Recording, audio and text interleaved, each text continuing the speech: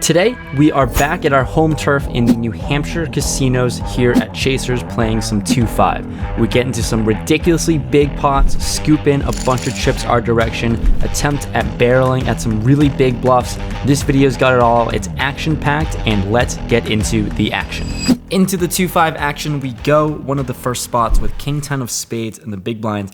There is a button open to $35. Looks like an older gentleman who doesn't really raise a whole lot, and $35 opens are pretty large for a 2-5 game. Small blind folds, and I've got a playable hand at the very least. I call and see a flop.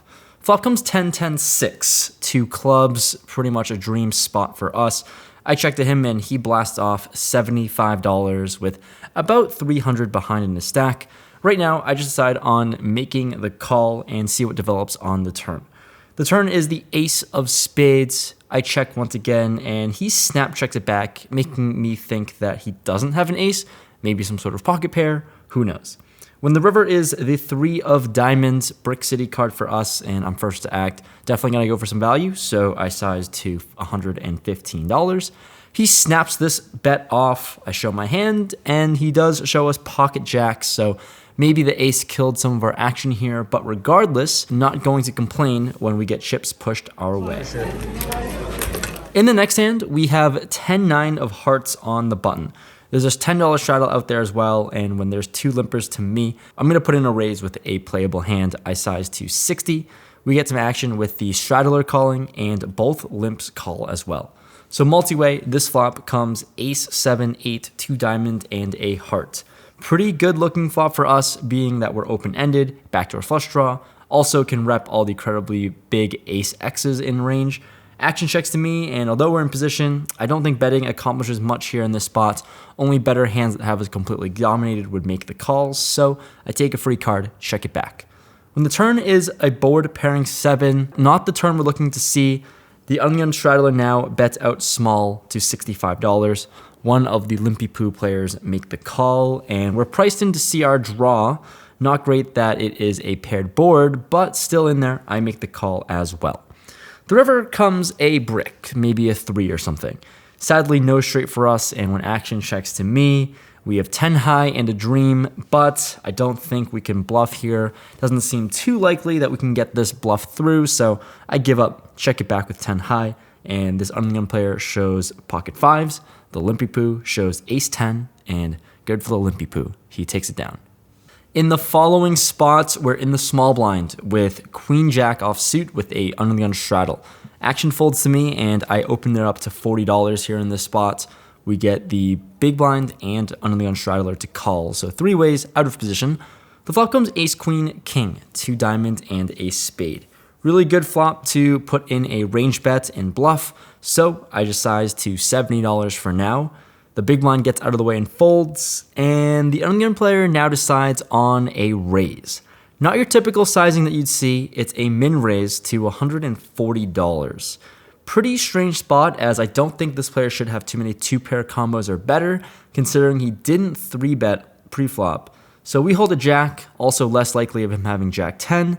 So I thought about raising here for a little bit, but considering how small this raise is, we're out of position. I think we can just make the call and see what ends up happening, so I do that. Put in 70 more, and the turn comes the 10 of spades, luck boxing our way into the nuts. Although there are 2 flush draws out there, I check it over to him, and now he throws out a bet of $250. I have about $1,100 in my stack, and he covers us. So it's a decision point of trying to call or get more money in the middle, and with the ability to get called by worse hands, I'm gonna go for the latter.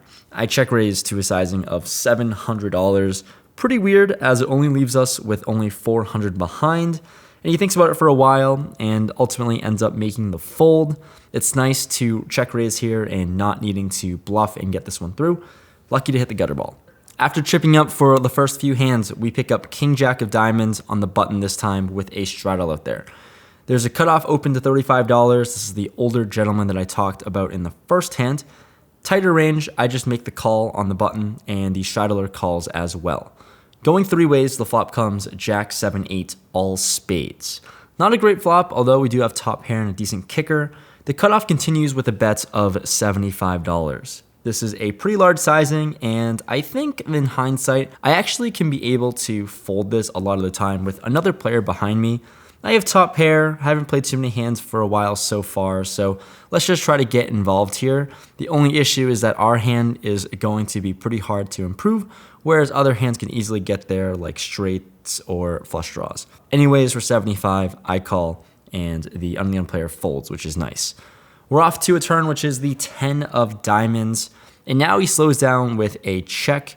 With like $1,000 in his stack, I think this card sucks for my exact hand, but overall, it'll help all the other hands that we should have in range as well. So given he checked, showing some weakness, let's try to apply a lot of pressure to some other holdings that may have us beat or have good equity against us. I bet out $250 and he quickly folds. So turning our top pair into a bluff worked this time. Not really happy with how I played it, but once again, no complaints when chips are pushed our way. The following hand, we pick up a premium. Ace King of Hearts in the big blind, and there's an undergun straddle. The player on the button opens up the action to $40. Small blind makes the call, and it is certainly time to raise. I put in a 3-bet out of position and size up to $200, and the button makes the call, so we're going heads up to a pot that's building. Flop comes King 4 deuce, 2 diamonds, and a heart. Top pair, top kicker.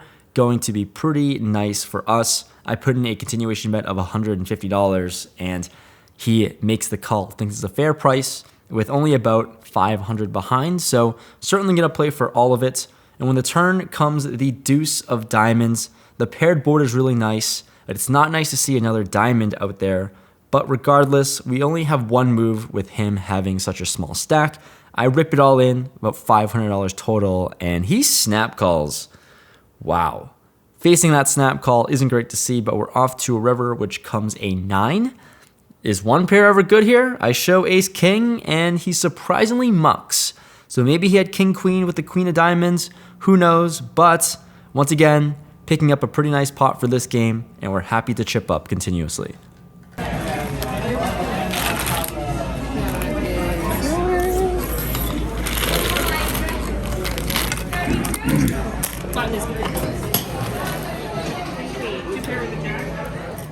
We've been winning a bunch of pots so far, and let's keep the momentum going with pocket 10s on the button. There's no straddle out here this hand, but there's an early position open to 20. Next to act, 3 bets to 75, and then the hijack and cutoff calls 75 as well. I've seen this 3-better put in raises a ton and be super active pre-flop, so given all the action, I think calling here with pocket 10s might be the worst option.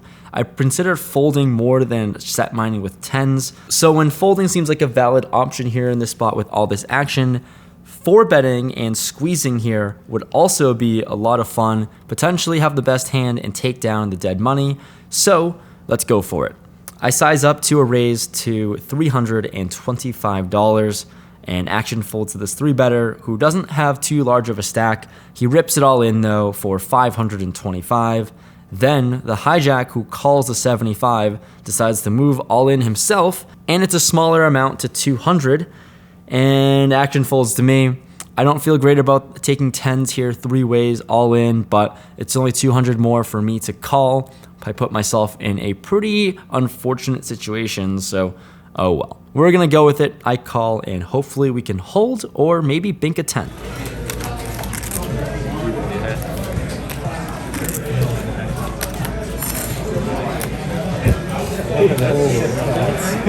The run out comes, and any ace makes a straight, which is not good, but it doesn't matter when this 3-better shows us pocket kings. He's gonna win this one, and the hijack player shows us king jack off suits. So nice hand, man. Our stack takes a hit after a very hot run early in the session, but it's time to rebound.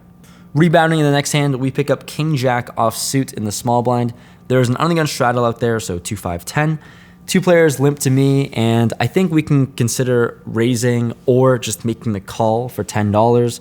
And when it's close, I want to raise, of course. So I put in a raise to $60. Only one of the limpers make the call, so looks like he's a regular here. Not sure what he's limping with, but we're off to see a flop. The flop comes ace queen 3 rainbow. a board that hits me a lot more than him considering we are the pre-flop aggressor. So I bet out $80, and for 80 he quickly makes the call. The turn is the 9 of spades, so we've got still a gutter, a board that favors us more, and I'm going to continue telling our story of a strong hand.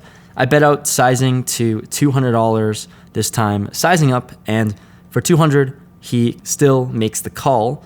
So we're off to a river with a pretty big pot.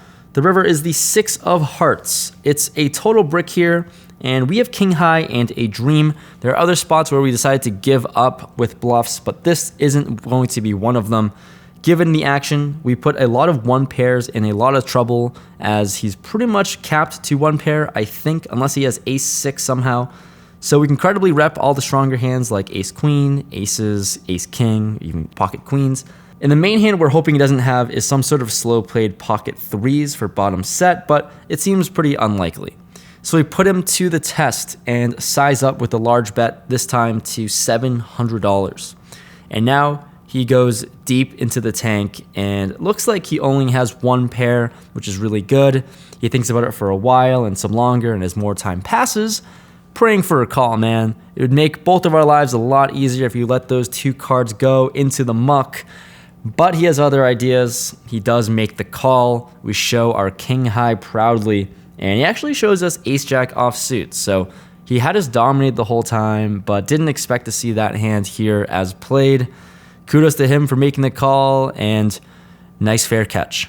For one of the last interesting hands of this session, picking up 8-9 of diamonds in the cutoff, there's a straddle once again. There's a low jack player who limps to $10, and then the player to my right raises to $35. Haven't seen him raise much so far this entire session. Seems like he's only raising big hands, but I've also been relatively quiet so far at this table, so I put in a 3-bet. I sized to $140. Action folds to this hijack player who makes the call. We're off to a flop, which comes ace, jack 10, 2 diamonds, and a spade. We've flopped the straight flush draw, open-ended as well. It's a monster flop for us for our range and specific hand. He's got about $1,500 in his stack, and I am not afraid to play for all of it. He checks to me, and I start with a small bet of $100. With this 100, doesn't seem too frightened or scared with it because he puts in a check raise to 200. Clearly, he looks like he has at least an ace in this spot, and I don't really see the merit of gambling against him by putting in a re-raise. So for just $100 more, we're priced in to see one of our draws hit, hopefully. Let's see a turn.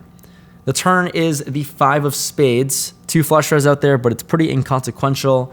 He bets out $300 this time, and I'm simply not going anywhere. With about $1,000 behind after I make the call, we're going to see a river hoping to bink. The river is the king of spades, so 4-liner out there, not the straight that we were looking to see, and also the backdoor flush draw gets there. Now this player thinks for a long time and ultimately ends up checking. Clearly, it looks like he doesn't have a queen for the nuts. Seems like he's going to play his hand very face up here, and we simply have 9 high and a dream. I think this is another one of those beautiful spots to go for a bet, go for the bluff, because there's really not a whole lot else we can do. We certainly can't win by checking 9 high. Given his physical tells and long decision making on this river card, I'm going to go for it. I rip it all in, and it's about 1,000 effective. Now, this player, once again, looks like he's in a pretty terrible spot and thinks about it for a long time before ultimately calling. Oh, God. These bluffs can't get through. I show the 9 high proudly once again, and he shows us ace king for 2 pair. Another bluff down the drain. Another fair catch made. Oh, man. It's incredibly frustrating to have this session pan out the way that it did. Ran super hot in the beginning, and then I actually liked a lot of the bluffs that I made. They just didn't work out this time. I guess, like, it's just, I don't know, I really like the bluffs, and didn't work out, and we got crushed. There's only so much of an ass beating we can take before we just call it quits and make the drive back home, which is never fun after a losing session. But we were in for 2,500, out for 990. So that's a decent sized L here in the 2-5 streets. I don't know, it'd be cool to like book some winning sessions in the near future. I don't know how much I'm gonna play in the next few days before I head out to Vegas pretty soon. So you got some Vegas vlogs coming up where I'm gonna play the series. That'll be my first WSOP, so it'll be really fun. I don't know, maybe I won't play in New Hampshire as much and just focus up on some tournament grinds and get ready for the Vegas trip, because those videos will be a lot of fun and I'll be making a lot of content there. So I don't know, something about, you know, playing the 2-5 games here, it's just, I don't know, frustrating at the very least after a session where we are incredibly upstuck a bunch. But thanks so much for watching this video. Super frustrated at the end of the day. I actually liked a lot of my lines. Then that's all I gotta say. See you guys next time. Try to find some run good in the next video. Peace.